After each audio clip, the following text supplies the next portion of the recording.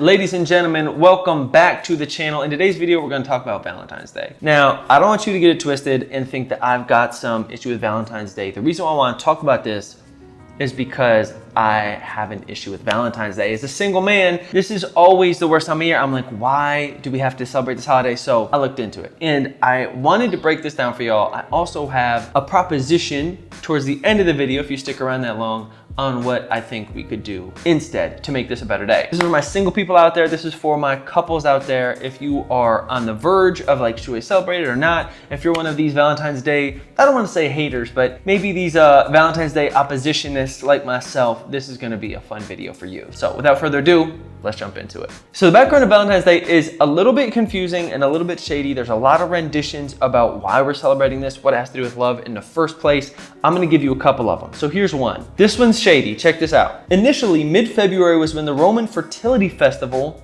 of Lupercalia was held. I can't even pronounce these names, they're so old. Where men sacrificed a goat and a dog and reportedly whipped women with the hides of the dead animals in hopes of increasing women's fertility. Bro, what are we doing? We're sacrificing animals and whipping women. Is that really what you want to eat chocolate for? That's one. Two, it originated as a Christian feast day, like that idea, honoring one or two early Christian martyrs named Saint Valentine. And maybe it's related to love because on February 14th, that was the day when Saint Valentine cured his jailer's daughter of blindness. And so they thought that was like a romantic gesture, and then that escalated into something of love. Equally kind of strange and shady. Why, right? That's what I don't I understand if it's a birthday. If it's your birthday, you want to go out, we're going to celebrate your birthday. Fine, I get that. Why are we buying a lot of things and doing fancy dinners just because of somebody curing somebody's daughter of blindness? Mr. Beast just cured hundreds of people's blindness and we aren't celebrating for him. So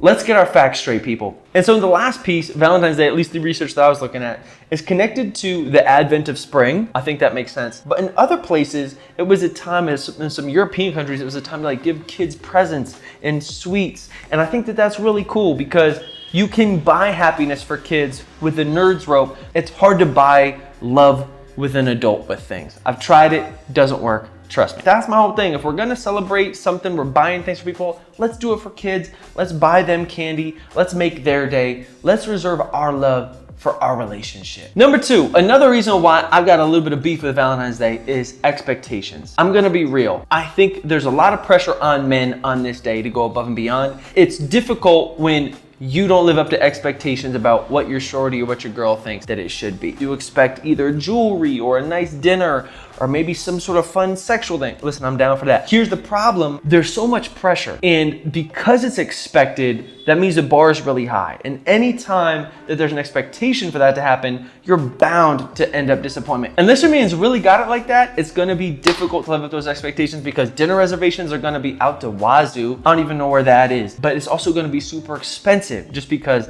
they know it's Valentine's Day, so they're gonna shoot up all the prices.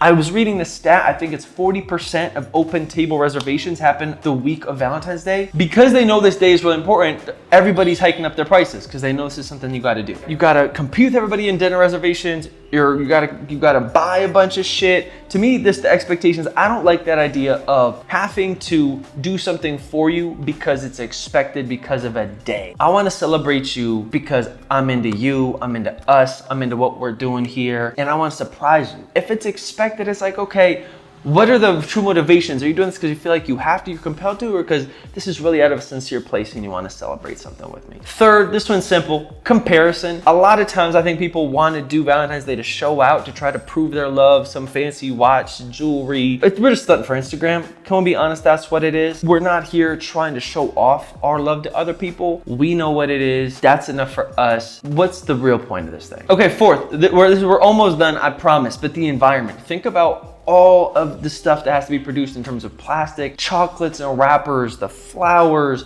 the jewelry, gold, all of these weird kind of capitalist things that go into Valentine's Day that could be avoided if we celebrated it with just love. People, if you're celebrating Valentine's Day, be safe, wrap it up. Very important. Last but not least, I want to talk about love, people. Okay, in South America, at least in some countries in Latin America I've lived, it's called El Día del Amor y Amistad. which is the day of love, and friendship, right? I like that we're including friendship in here in this because I'm a happiness researcher. This is what I'm into. From the happiness research that I've looked at, the longest longitudinal study of adults, which is from Harvard. They've been following these people for 85 years. I think like 40 of them are still around. Now they're following their families. A lot of the evidence from these studies and these questionnaires that they're asking these people comes down to feeling connected. The most happy, the most well-lived lives that these people report is when they're feeling connected, not just to one significant other.